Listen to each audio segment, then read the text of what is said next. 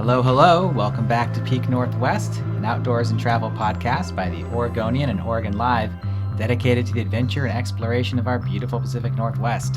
I'm Jamie Hale. And I'm Kiara Profena. Together we take you to some of the most beautiful and interesting destinations in our region, discussing where to go, what to do, and places to see. And today we're actually taking a step back and just looking at the entire state. That's right. Well, because it's Valentine's Day, which means it's not only Valentine's Day, it's also Oregon's birthday. What are we at here? At 167, it looks like? 167 years old, and Oregon still looks great.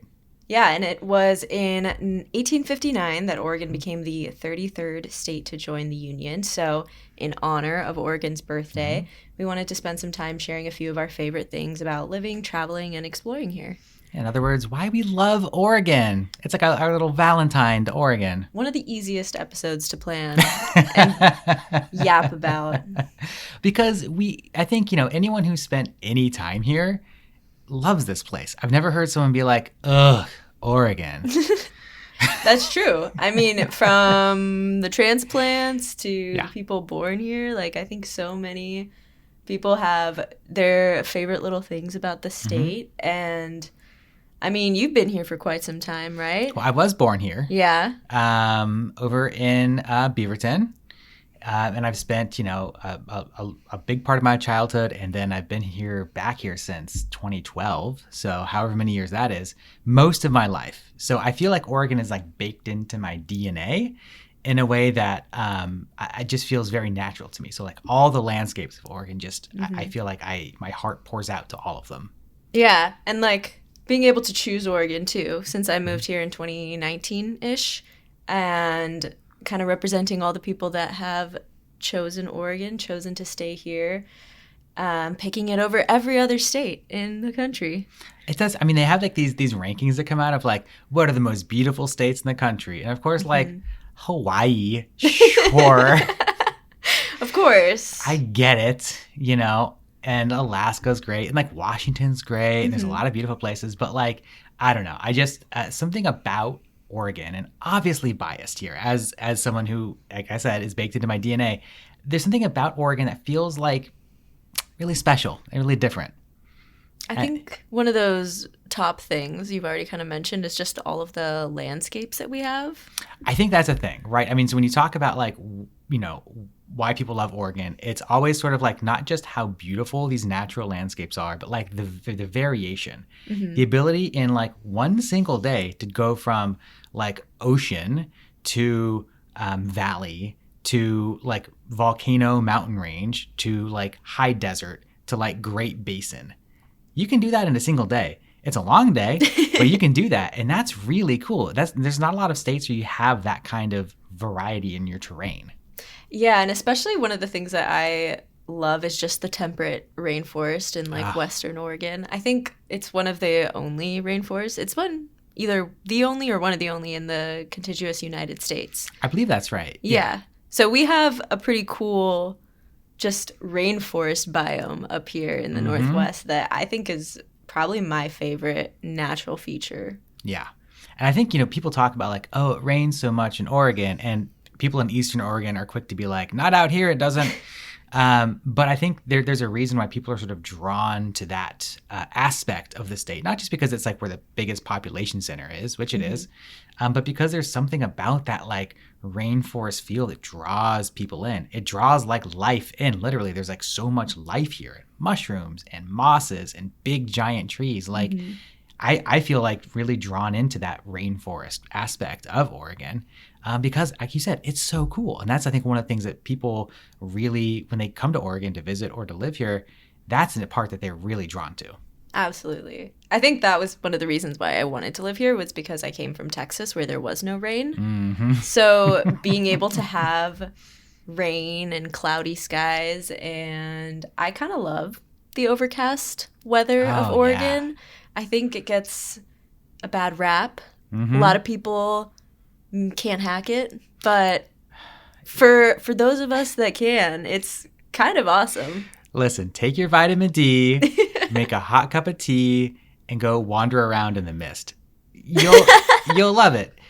I mean, like, I love going to like the Japanese garden any time of year, but like on like an overcast day, go walking around sort of like that, a place like that, or the forest, anywhere, Yeah. just like being among like sort of the green and gray and like damp. It is just so nice.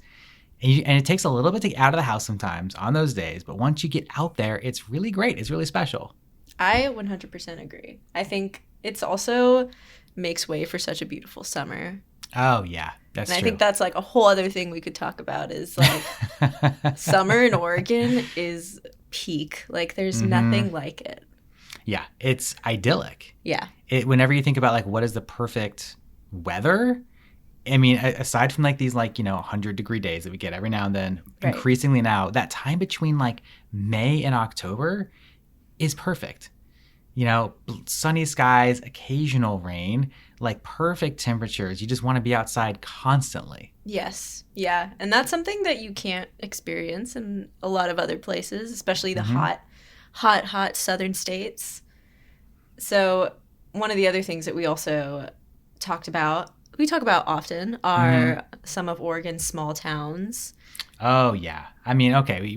This is like, catnip for us here on the podcast. We talk about these small towns all the time. I love, obviously, Portland's larger cities, but there's so many good, charming small towns out here. I mean, I'm just like going to rattle some off, I guess. I mean, I love Astoria. I love Yachats. I love Newport, these coastal towns we have. Of course. Depot Bay. But then also, obviously, Joseph up in Northeast Oregon. I like LeGrand a lot. I know a lot of people really like Pendleton. I mean, gosh, you've got, Bend, which is not so small, but then you have Sisters, which is definitely small and is also really cool.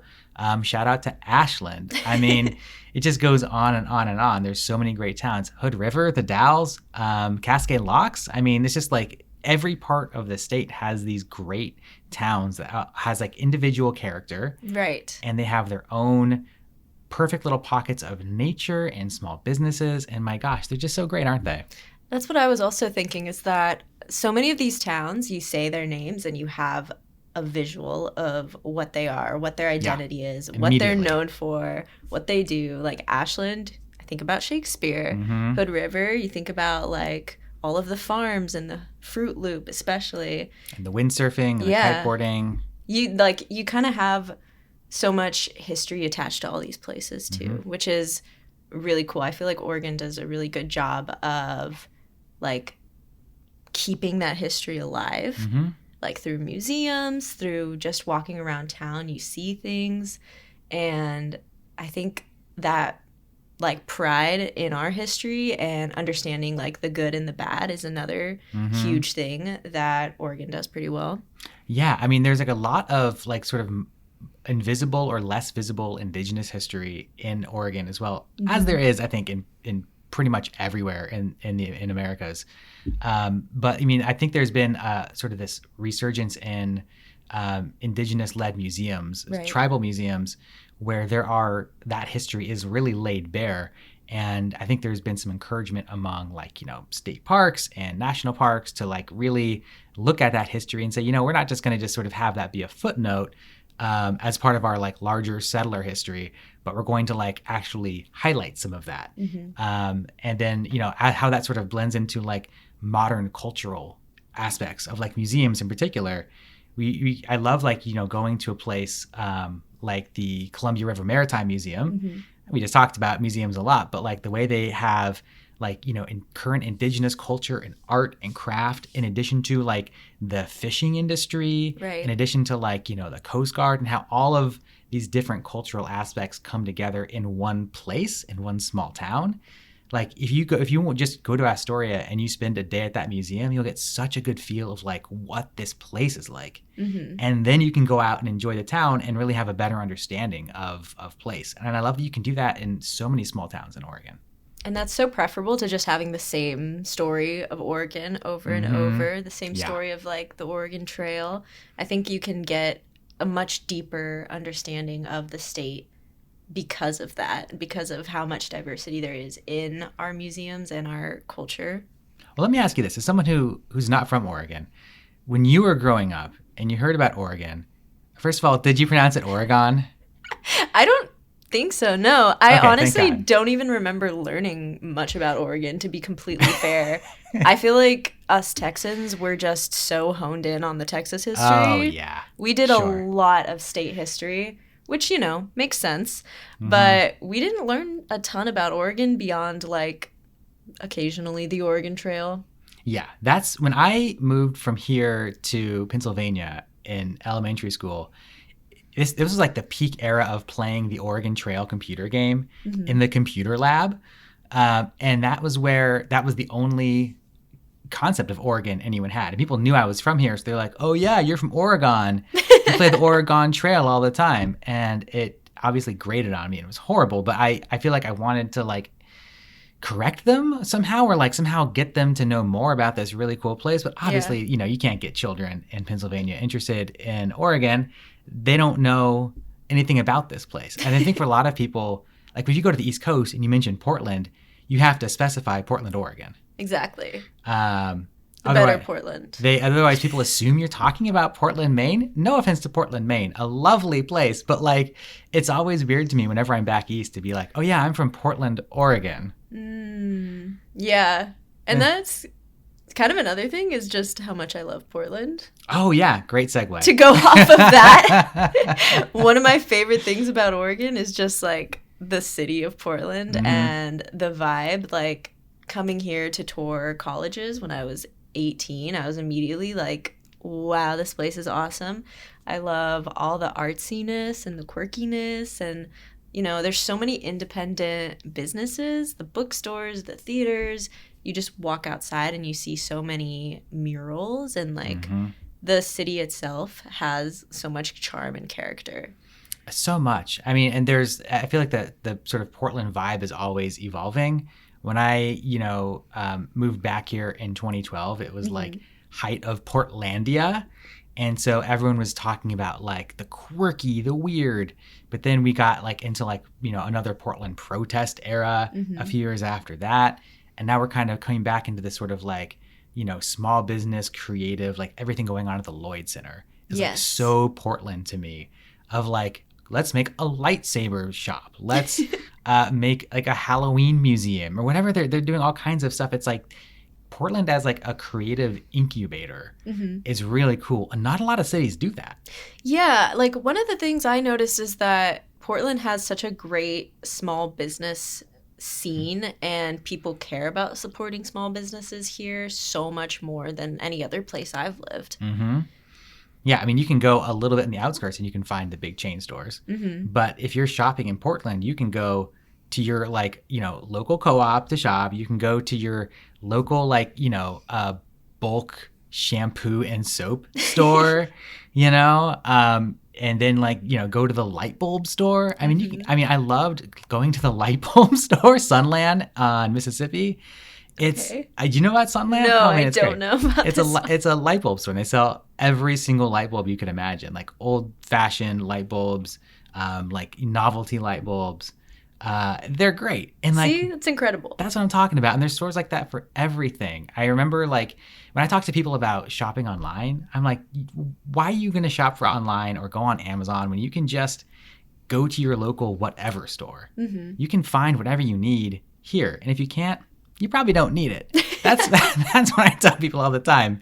But supporting these like local businesses is such a Portland ethos, and I'm all about it. Yeah, such a huge part of the city's culture. And then you kind of mentioned with the protesting, of course, like Portland is known for its advocacy and this like theme of inclusivity and protecting all of its people, which I really love because not every city has that. But I think the fact that we get to say that, our state like cares about all of its people in the future and has like this foot in the political scene is so cool and so interesting and keeps people aware of things in a way that isn't always the case. Yeah. Like I really, you talk about like the big one coming, right? And this disaster befalling Portland and the West Coast. And I feel so confident that if and when that happens, the city's going to come together so well, and you're going to find people taking care of each other, like setting up like, volunteer medical tents, and hey, do you need access to food and water, and how can I help you? I just feel so like 100% confident that Portland has that, because that's a big part of who we are as a people. Absolutely. Taking care of each other. I think that that's super special, and like to be able to feel like you're a part of that, part of a community that cares so deeply for each other, because Portland does such a good job of community building. I feel like living here in my adulthood, so many people say that it is really, really challenging to make friends in your 20s. And I haven't had that experience here. Like, so interestingly enough, I have been able to make so many friends through so many just like little activities through the community building that you find here. Like, there's so many run clubs, which they are everywhere, but there's so many like little crafting clubs and social clubs and clubs for people of every type of identity, like that have formed and banded together, and they meet up at coffee shops and small businesses. And it's so beautiful to see that like all over the place. Literally everywhere you go, you'll see some level of community building. I mean, yeah, I feel like, yeah, like you said, there's something for everybody here. If you're like trying to have your like, queer-led vintage Magic the Gathering card game group that exists. I don't know for a fact, but I am sure that exists, or somebody absolutely will make that. 100%. There's something for whatever you want. I do love that about this town. I mean, and of course, we're talking about Portland and all of the the creativity that comes in here. I think a lot of it gets expressed to the food scene, right? 100%. I mean, God, the food here is so good. I feel like so spoiled. I'll go to some, like I was in Portugal and eating food. Oh no. And no knock to Portugal, but I was like, I miss the food in Portland. I do. Aw, well that's sweet. But Portland, I can kind of agree with you there. Every time I am out of the city, I realize how special our food culture is, and being able to have like, there's a lot of hype around it, I feel like, and it's starting to get a little bit more well known with like, I think about Keith Lee visiting and kind of putting Portland as, I think, his number 3 best like food city. Only number 3? I mean, it's hard to compete with, I think his top 2 were like New Orleans and Chicago. All right. So I feel like for a smaller mid-sized city, I think we're doing really well on that front. So we have some of the best like international cuisine too. Like we have this part of the country where we get so many immigrants of different like places, especially Asian culture, and that creates some of the best Asian restaurants here, like on the West Coast, which I didn't have in Texas. So coming from that, it's amazing. Like I feel like I get a whole different level of cuisine and great food. And it's always kind of churning too, isn't it? The restaurant scene. Like I feel like, I'll really get into a restaurant and in like 3 years it'll close. But then the owners of that will like start something new. Like, okay, cool. We were doing like this Italian thing, but now we're going to do sort of like a more sort of like rustic Spanish pop-up. You know what I mean? Like there's always sort of this change and always turnover, but not in a way that makes it feel like it's bad or difficult, but because people are sort of always maybe kind of trying new things. Exactly. And therefore, I always want to be trying new things. I got into like the custard place real hard for like a winter and spring, but then I was like all about the gelato place in the summertime. It's just like I just find myself continually trying something different. If I go back to a restaurant more than like 3 times, it's a big deal. Yes. There's only a couple places I really return to that frequently. No, that's such a good point. I say that too because everyone's always asking like, what are your favorite recommendations for restaurants, for dessert places? And I'm like, I try new places all the time. There's so many options. So it's like, what do you like lately? Exactly. That's a better question. What's been like your top restaurant the past like 2 weeks? You know? Exactly. But that also extends to a lot of the small towns because we talked about specifically Portland has so much of this food culture, but it really does just spread outward. It does, because you have a lot of people traveling from Portland to these other small towns with that expectation of having a more elevated food scene. So if you want to like get a Portlander to eat at your restaurant, you do have to like up your game a little bit. I think that's true. It sounds a little snobby maybe, but I do think that's true. And I think you can see that sometimes when you see these small restaurants pop up in these small towns. Like when the Gold Room pizza place opened up in Joseph. It's no longer there, RIP, but like that was like some of the state's best pizza in one of the most remote towns in Oregon. And That's that so was interesting. It was great. And I love that. And it really worked because everybody appreciates a good pizza, right? And so I think you see these sort of staple foods done really well. I think that's the most successful in these small towns. Like, I mean, the fish and chips. Of course. I mean, don't get me started. Yeah, on the fish The and Oregon chips. coast. You've done so much work on this over your time here. Oh, I feel like I could write a book on fish and chips at this point. Or I need like a fish and chip travel show. You know what I mean? Like, boy. I mean, there's just like the quality of fish and chips, and it varies from place to place, but there are at least, you know, like 5 or 6 or 7 really, really top-notch fish and chip spots on the coast. A lot of mid and a few that are like not really doing very well. But like the fact that you do have such good quality, especially like on the North Coast and the Central Coast, there's a lot of good stuff. And a lot of really good clam chowder. Yes, of course. That's my favorite. Ooh. My go-to coastal staple is a good bowl of clam chowder. Boy, there's something about it, huh? On like sort of a chilly, rainy day. Exactly. In the Oregon weather, having a nice chowder. Yeah, I love like a big bowl of chowder and like a porter. You know, that's probably brewed on site. You know what I mean? Like, I love that. It's like a window looking out at the ocean. Yes. Boy, it doesn't get any better than that. I love it. I mean, I think that's the thing. We talk a lot about Portland and sort of this like, you know, rainforest ecosystem, but there is like so much else. I mean, I think, you know, Eastern Oregon gets, I think, short shrift when it comes to talking about Oregon. Right. Even though it is like 2/3 of the state. Whenever I tell people from out of state and they're like, oh, where should I go? I'm going to have like, you know, like 5 days in Oregon.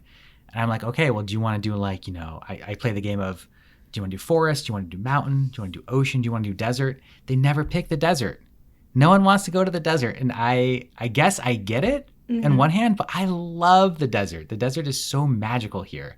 Going out to like, you know, Cottonwood Canyon or the Cove Palisades or, I mean, the Painted Hills, that whole John Day Fossil Beds area, crack in the ground. There's all kinds of like weird stuff out there. You drive for like 2 hours down like this, you know, gravel road just off into the desert. And then this crazy rock formation just like appears out of nowhere.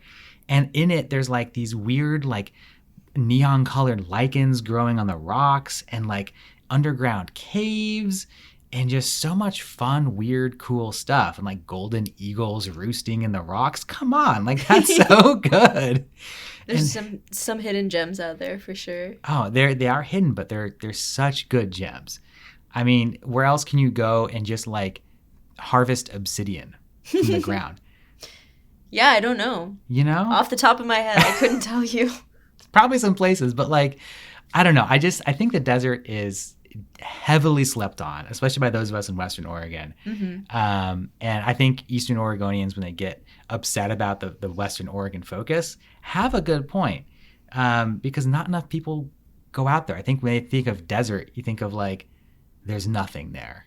It's like desolate. They think of like, you know, a cactus and some like sand, which is not what it looks like at all in Eastern Oregon. But I mean, there's just so much really, really cool stuff out there.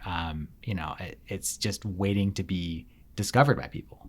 Yeah. Shout out to Eastern Oregon. Yeah. Shout out to every bit gets some love, you know? They deserve some attention. Yeah. I love that. I mean, you are someone who is now an Oregonian. Congratulations. Thank you. I'm honored to accept the title. What, how do you look forward to continuing to explore and appreciate the state? That's a good question. I feel like I have spent so much of the past 6 years in Portland specifically, but really like locked in on school as I just finished my master's program. So congratulations. Thank you. It has been not a lot of time to travel, not a lot of time to explore and see new things. I've gotten to see a lot in the city and kind of the surrounding areas, but I think I would love to go further and see other parts of Oregon. You speak about the coast often. We just kind of shouted out Eastern Oregon. I haven't been to those places very much at all. And I want to do more outdoorsy things, you know? I have not gone camping, which is crazy. Like ever? Like, I don't think ever, no. Wow. Maybe as a Girl Scout, I did something, but I don't think it counts, you know? Back then, it was mostly indoors. So I feel like I need to experience more of that rugged, outdoorsy, like, thing that Portland has going on. This hiking and backpacking and camping culture is such a huge part that I haven't even tapped into. So I want to get into that a little bit more. You got to get your little miniature camp stove. Exactly. That like folds up and you can put like a little pot of coffee on it or whatever. Cook a little thing of ramen on there. That's perfect. That's exactly what I'm looking for. Do you have a tent? No, I have nothing. Wow, I've got a spare tent. I'll give you my spare tent. Great to hear. We'll talk after.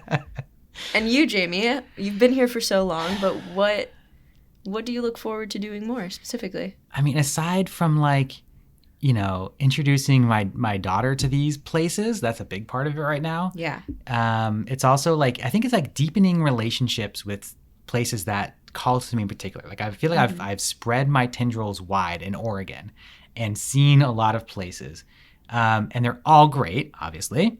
But some I feel a stronger pull to, right? I feel like that's common. People find a spot that it feels really good. You know, like Cottonwood Canyon is one of these places for me that I feel like I'm just going to always go back to. Oxbow Park near Portland, I'm always at Oxbow. If I need to go on a hike, it's at Oxbow. And I don't know exactly what it is. It's just like building relationship with place and like deepening those relationships. I feel like it's one thing to go like, you know, to a park like Oxbow and be like, wow, this is really cool. There's some beautiful nature, some good trails. I really enjoy it. But going back again and again and having that deeper relationship, I'm able to be like, oh, that tree I loved fell. Oh my gosh, like that's so cool. And like, what's going on with this tree as it rots? And oh, no, another tree is growing out of that one. That's great.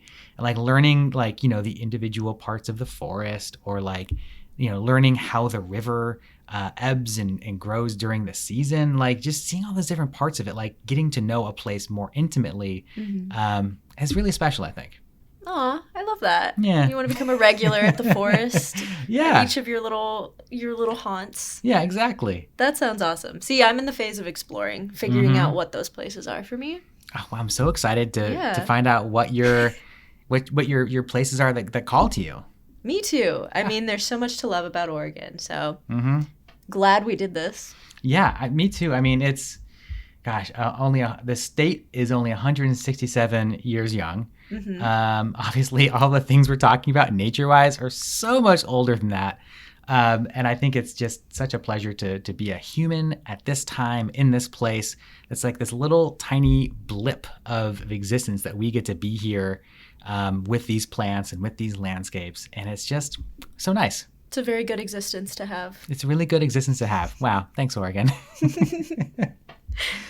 All right, well, folks, that will do it for us for today. Until next time, you can watch our videos on the Oregonians YouTube channel and view all of our travel and outdoors coverage on OregonLive.com/travel, as well as HereIsOregon.com.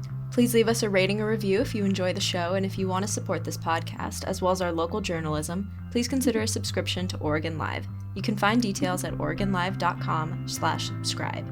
Also, if you're a fan of the show and you're interested in potentially sponsoring it, you can get in touch with our marketing people at advertise@oregonian.com. This episode of the show is produced by me alongside Jamie Hale, Teresa Mahoney, and Vicky Connor. Stay safe and happy travels, everyone. Until next time, we leave you with this 10 seconds of Zen.